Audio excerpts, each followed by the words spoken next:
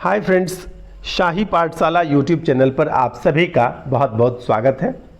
हम लोग दरोगा के लिए सेट प्रैक्टिस कर रहे हैं और इसी कड़ी में आज हम लोग 10वां सेट प्रैक्टिस करेंगे। यहाँ पर पहले के सेट का नंबर रह गया है, लेकिन आज का जो हमारा सेट है यह सेट नंबर 10 है। तो आज हम लोग 10वें सेट को प्रैक्टिस करेंगे। नियमित वीडियो लाने का जो आपका रिक्वेस्ट है, आपने जो मैसेज मुझे किया है, इसके लिए आपको बहुत बहुत धन्यवाद। और सेट के लिए अधिकांश वर्क मैं खुद अकेले करता हूं, इस वजह से पर डे सेट नहीं आ पाता है, लेकिन मैं प्रयास करूंगा कि यह सेट हमारा पर डे आया करे। इसके लिए मुझे कुछ और भी लोगों को यदि जोड़ना पड़ेगा तो मैं उससे जोड़ूंगा, लेकिन सेट जो है आपके लिए मैं डेली का डेली लाने का प्रयास करूंगा। मेरे घर में कुछ विशेष वर्क की वजह से मैं इधर पिछले 2-3 दिन से सेट आपको नहीं दे पा रहा था। तो आइए कोशिश करते हैं कि आज से अब आपका यह सेट लगभग रेगुलर निश्चित अंतराल पर चलता रहे। तो आइए देर न करते हुए हम लोग शुरू करते हैं। 81 सराय घाट का युद्ध किस वर्ष हुआ था? 4 विकल्प है आपके पास। ए 1550, बी 1610, सी 1640 और डी 1671। तो यहाँ पर सही जवाब हो जाएगा विकल्प डी 1671 में। सराय घाट की लड़ाई कब हुई थे? तो 1671 ईस्वी में।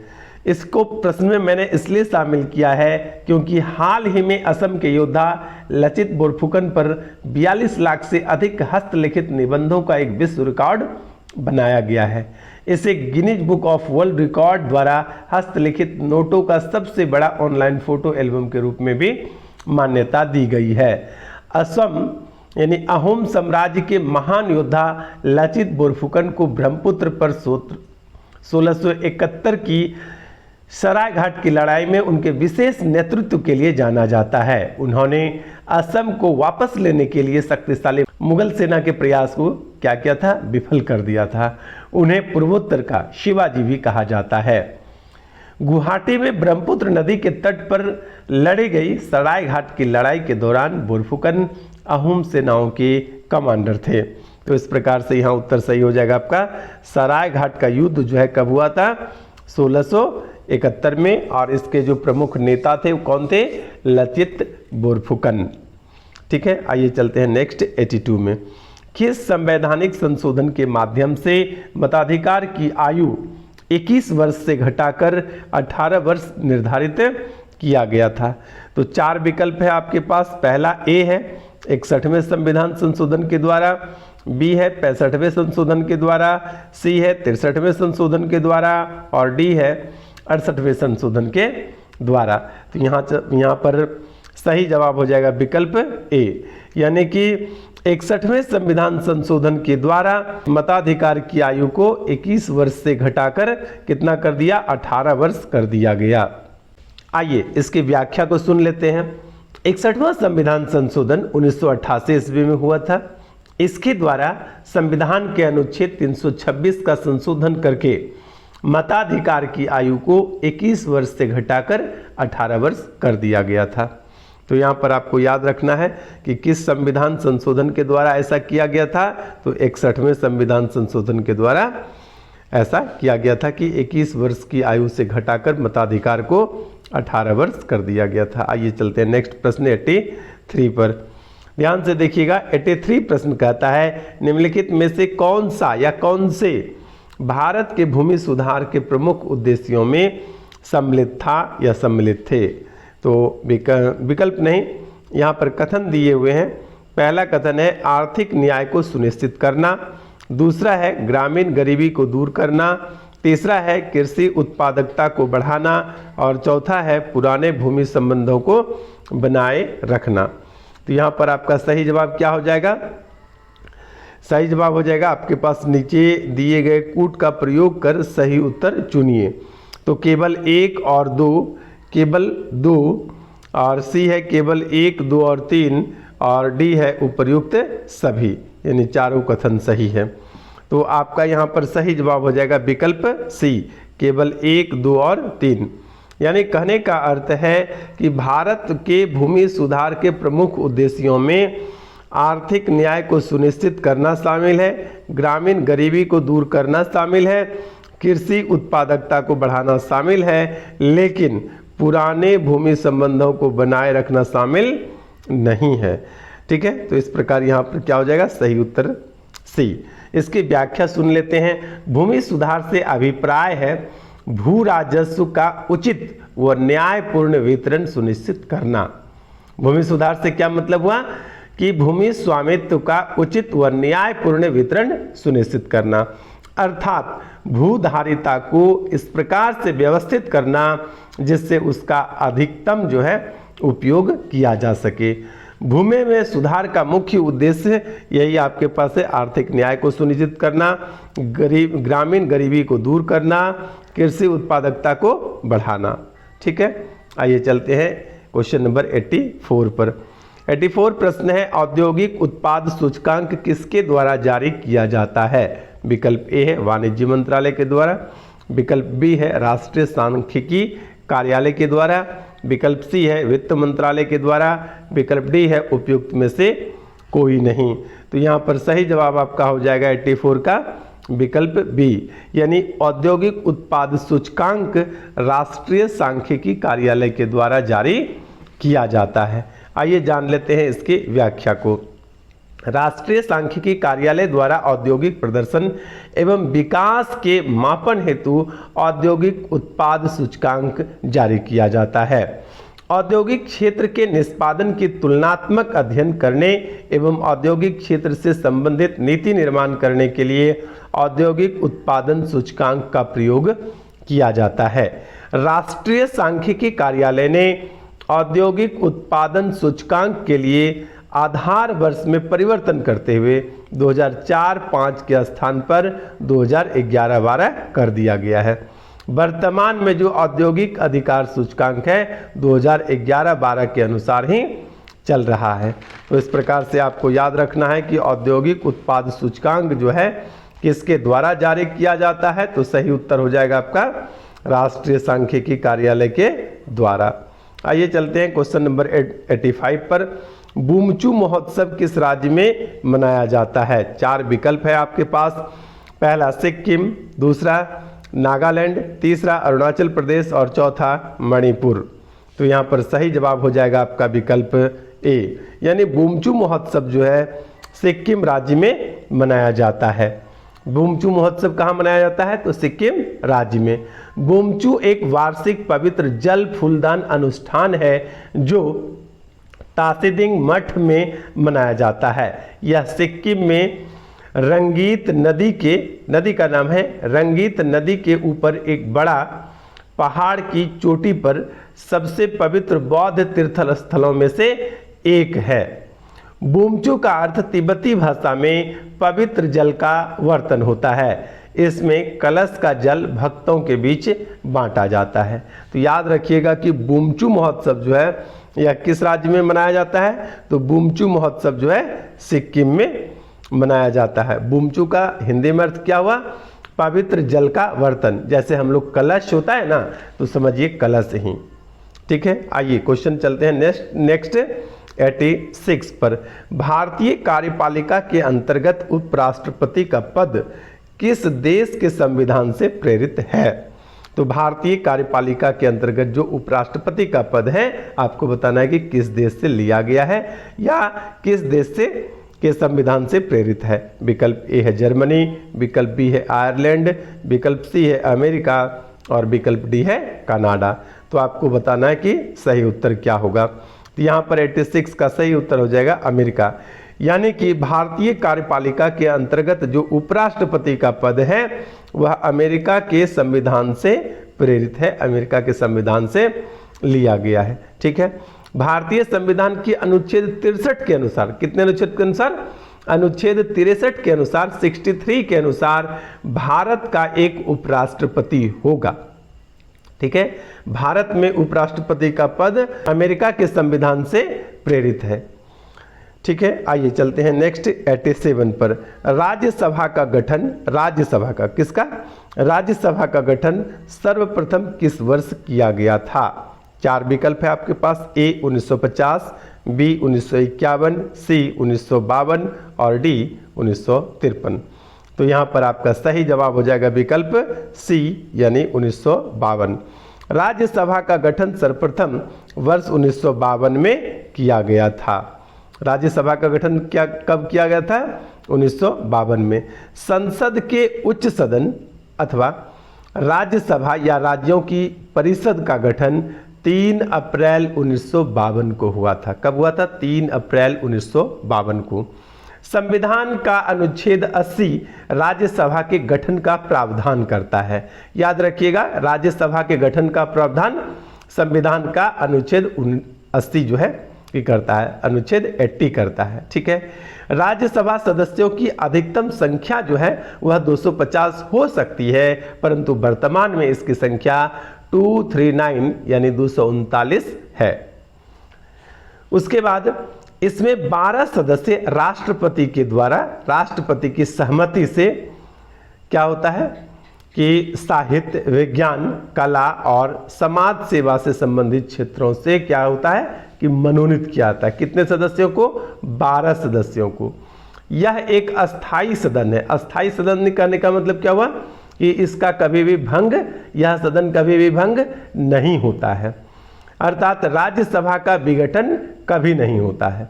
इसके सदस्यों का कार्यकाल 6 वर्षों का होता है और इसके 1/3 सदस्यों का जो चुनाव है प्रत्येक दूसरे वर्ष जो है कि किया जाता है। तो इतनी बातें आप राज्यसभा से रिलेटेड याद रखेंगे। आइए चलते हैं नेक्स्ट 88 पर। निम्नलिखित में से कौन सा एक दर्रा ल्हासा को लद्दाख से जोड़ता है?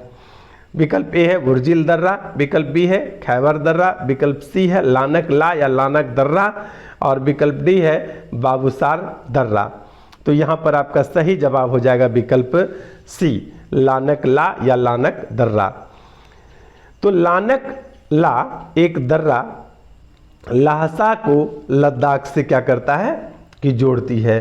लानक ला ल्हासा को लद्दाख से जोड़ती है। यह दर्रा लद्दाख में ट्रांस हिमालय क्षेत्र में स्थित है। बुर्जिल दर्रा बृहद हिमालय में भारत पाकिस्तान के बीच नियंत्रण रेखा पर स्थित है। खैबर दर्रा की जहाँ तक बात है तो खैबर दर्रा जो है यह अफगानिस्तान पाकिस्तान के बीच में हिंदू कुश के सफ़ेद कोह पर्वत श्रृंखला में स्थित एक ऐतिहासिक दर्रा है। अब यदि बाबूसार दर्रा की बात कहें तो बाबूसार दर्रा जो है क्या है कि पाकिस्तान के खैबर पख्तूनवा को जो गिलगिट बाल्टिस्तान से जोड़ता है। ठीक है, तो यहाँ पर स्थित है बाबूसार दर्रा, पाकिस्तान के खैबर पख्तूनवा को गिलगिट बाल्टिस्तान से जोड़ता है बाबूसार दर्रा। ठीक है, आइए चलते हैं नेक्स्ट 89 पर। जेनेटिक इंजीनियरिंग में निम्न में से किसका प्रयोग होता है? प्रश्न है कि जेनेटिक इंजीनियरिंग में निम्न में से किसका प्रयोग होता है? विकल्प ए है प्लास्टिड, विकल्प बी है प्लाज्मिड, विकल्प सी है माइटोकॉन्ड्रिया और विकल्प डी है राइबोसोम। तो यहाँ पर आपका सही विकल्प हो जाएगा विकल्प बी यानी प्लाज्मिड। जेनेटिक इंजीनियरिंग में प्लाज्मिड का प्रयोग जो है कि होता है। जेनेटिक इंजीनियरिंग में किसका प्रयोग होता है? प्लाज्मिड का प्रयोग होता है। प्लाज्मिड द्विकुंडलित छोटा गोलाकार डीएनए अणु होता है। प्लाज्मिड क्या होता है कि द्विकुंडलित छोटा गोलाकार डीएनए अणु होता है। यह डीएनए संवाहक की तरह कार्य करता है। इसका उपयोग कर विजातीय डीएनए के खंड को परपोषी जीवों में पहुंचाया जाता है। जेनेटिक इंजीनियरिंग एक ऐसी तकनीक है जिसमें एक विशेष जीन को चुना जाता है और प्राप्तकर्ता जीव में इसको क्या करता है कि प्रत्यारोपित कर दिया जाता है। ठीक है, आइए नेक्स्ट चलते हैं क्वेश्चन नंबर 90 पर। कहता है कि त्रिपुरी संकट के समय किस राष्ट्रीय नेता ने एक प्रस्ताव के माध्यम से पुरानी वर्किंग कमेटी तथा गांधीवादी नीतियों में आस्था व्यक्त की और सुभाष चंद्र बोस से कहा कि वे गांधीवादी की इच्छा के अनुसार अपनी नई कार्यकारिणी का चयन करें?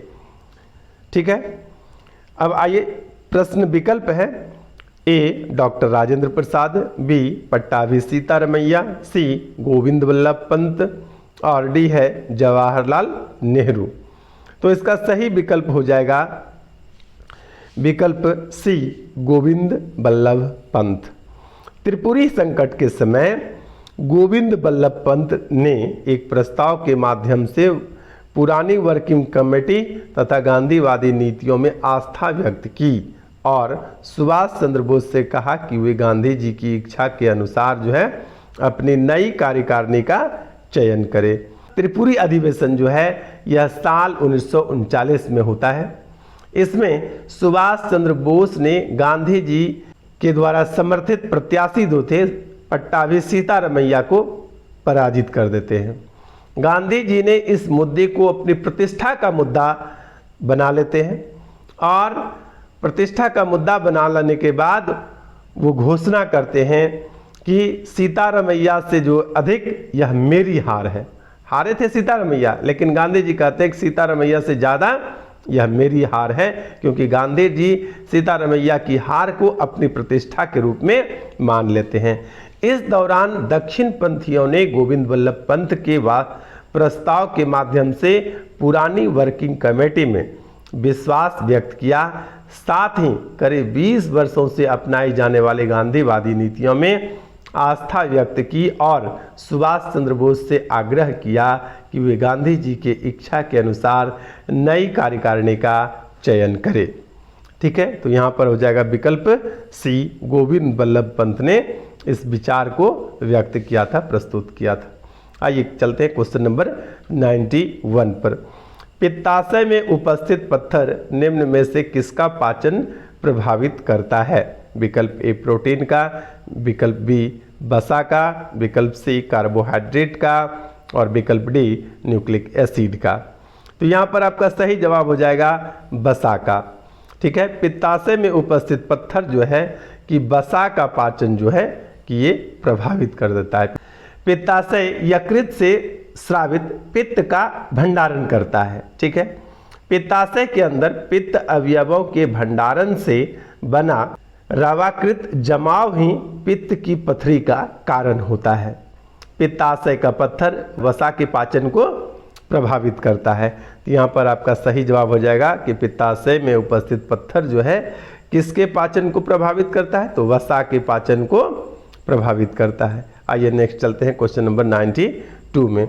लोक लेखा समिति का अध्यक्ष किसके द्वारा मनोनीत किया जाता है? विकल्प ए राष्ट्रपति के द्वारा, विकल्प बी उपराष्ट्रपति के द्वारा, विकल्प सी प्रधानमंत्री के द्वारा, विकल्प डी लोकसभा अध्यक्ष के द्वारा। तो यहाँ पर आपका सही जवाब हो जाएगा विकल्प डी लोकसभा के अध्यक्ष के द्वारा। लोक लेखा समिति एक संसदीय समिति है जो भारत सरकार के खर्चों का लेखा जोखा का परीक्षण करती है।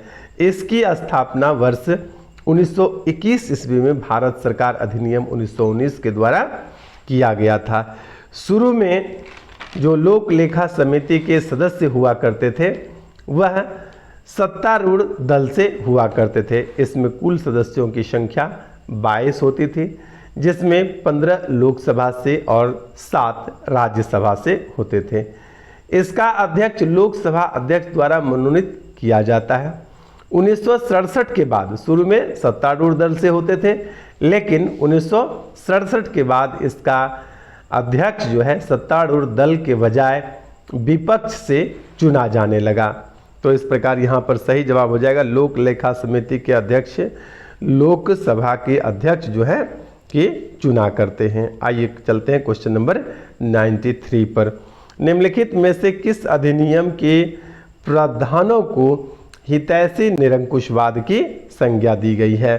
तो किस अधिनियम के प्रावधानों को हितैषी निरंकुशवाद की संज्ञा दी गई है?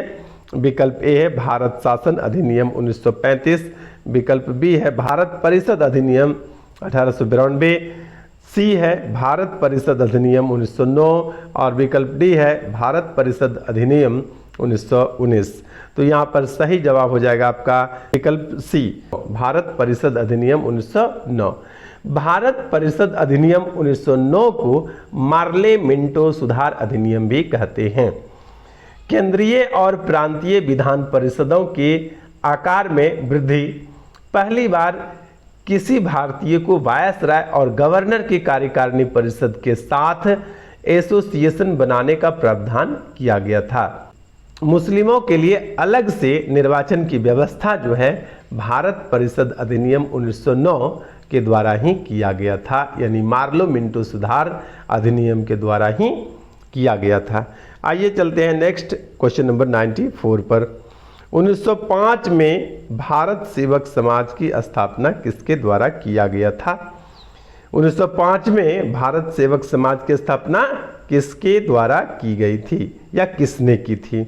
विकल्प ए है जवाहरलाल नेहरू, विकल्प बी है महात्मा गांधी, सी है गुलजारीलाल नंदा और डी है गोपाल कृष्ण गोखले। तो यहाँ पर सही जवाब हो जाएगा आपका विकल्प डी गोपाल कृष्ण गोखले।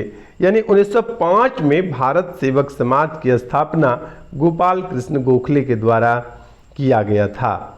गोपाल कृष्ण गोखले ने 12 जून 1905 ईस्वी को भारत सेवक समाज यानी सर्वेंट ऑफ इंडिया सोसाइटी की स्थापना की। गोपाल कृष्ण गोखले को उनके राजनीति विरोधी बाल गंगाधर तिलक ने भारत का हीरा कहा था। क्या कहा था? भारत का हीरा। किसने कहा था? बाल गंगाधर तिलक ने। किसको कहा था? गोपाल कृष्ण गोखले को। आइए चलते हैं नेक्स्ट क्वेश्चन नंबर 95 पर।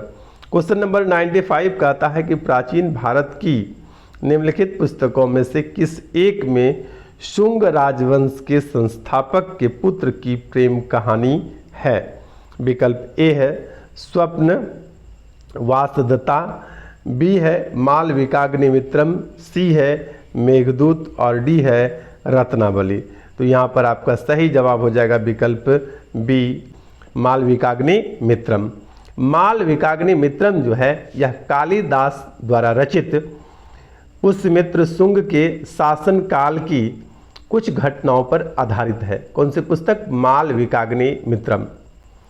यह नाटक विदिशा के शुंग सम्राट अग्निमित्र के प्रेम कहानी का वखान करता है। कौन सा? मालविकाग्निमित्रम जो है नाटक है, यह अग्निमित्र के प्रेम कहानी का वखान करता है। कालिदास रचित प्रमुख पुस्तक जो है नाटक में से आप याद रखेंगे अभिज्ञान शकुंतलम एक, विक्रमौर्य शियम और तीसरा है मालविकाग्निमित्रम।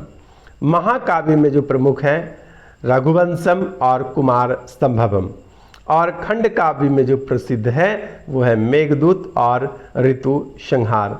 तो याद रखना है इस 6-7 पुस्तक को, कालिदास की इन 6-7 पुस्तकों को। ठीक है, आइए चलते हैं नेक्स्ट क्वेश्चन नंबर 96। निम्नलिखित में से वैदिक साहित्य का सही क्रम कौन सा है? विकल्प ए, विकल्प बी, विकल्प सी और विकल्प डी। आपको क्या देखना है कि वैदिक साहित्य का सही क्रम। तो यहाँ पर विकल्प बी जो है बिल्कुल सही है। वैदिक संहिताएं सबसे पहले है, पुराना है, उसके बाद क्या है? ब्राह्मण है, उसके बाद अरण्यक है, उसके बाद उपनिषद है। तो इस क्रम से जो है वैदिक साहित्य का सही क्रम हो जाता है विकल्प बी। आइए चलते हैं नेक्स्ट क्वेश्चन नंबर 97 में। क्वेश्चन नंबर 97 कहता है अस्थियों को अस्थियों से कौन सा संयोजी उत्तक जोड़ता है? आपको यहाँ पर सही जवाब देना है कि अस्थियों को अस्थियों से जो है अस्थियों को अस्थियों से कौन सा उत्तक जोड़ता है? 4 विकल्प है आपके पास, लिगामेंट, टेंडन और श्वेत उत्तक और चौथा और अंतिम है वसा संयोजी उत्तक। तो यहाँ पर आपका सही जवाब हो जाएगा विकल्प ए लिगामेंट। यानी अस्थियों को अस्थियों से जो है लिगामेंट उत्तक जो है लिगामेंट संयोजी उत्तक जो है कि जोड़ता है। उसके बाद आइए चलते हैं क्वेश्चन नंबर 98 पर। किसी चालक तार की लंबाई को खींचकर दुगुना कर दिया जाए तो उसका प्रतिरोध कितना गुना बढ़ जाएगा? तो यदि किसी चालक तार की लंबाई को खींचकर दुगुना करेंगे तो उसका जो प्रतिरोध होगा वो कितना हो जाएगा? 4 गुना हो जाएगा। प्रतिरोध कितना हो जाएगा? 4 गुना हो जाएगा। आइए चलते हैं नेक्स्ट क्वेश्चन नंबर 99 पर। क्वेश्चन नंबर 90 हमारे कहता है कि डी वाई मात्रक जो है वह किसका है? तो डी वाई मात्रक जो है विकल्प ए आपका क्या है? आवेश का, विकल्प बी है विभव का, विकल्प सी है विद्युत द्विध्रुव आघूर्ण का और विकल्प डी है चालक तार का। तो यहाँ पर आपका सही जवाब हो जाएगा dy जो मात्रक है, dy जो मात्रक है यह विद्युत द्विध्रुव आघूर्ण का मात्रक है। ठीक है, आइए चलते हैं आज के 100वें और आज के अंतिम प्रश्न पर। प्रश्न है विद्युत अपघटन का नियम किसने प्रतिपादित किया था? विद्युत अपघटन का नियम जो है कि किसने प्रतिपादित किया था? विकल्प ए है आपका लैमार्क, बी है ओस्टवाल्ड और सी है फैराडे और डी है आर्हेनियस। ठीक है, विकल्प डी क्या है? आर्हेनियस। तो यहाँ पर आपका सही जवाब हो जाएगा विकल्प सी फैराडे। विद्युत अपघटन का नियम जो है किसने प्रतिपादित किया था? तो फैराडे ने। ठीक है, तो इस प्रकार से हमारा आज का 20 क्वेश्चंस के जो सेट हैं वो समाप्त करते हैं यहाँ पर। और जब कभी भी आपको किसी प्रकार का संशय हो, डाउट हो अथवा कोई क्वेरी हो, कुछ सुझाव देना हो, कुछ सलाह देना हो, कुछ पूछना जानना हो, तो आप इसके लिए हमें कमेंट बॉक्स में जाकर के मैसेज जरूर करें। बने रहिए शाही पाठशाला के साथ। धन्यवाद।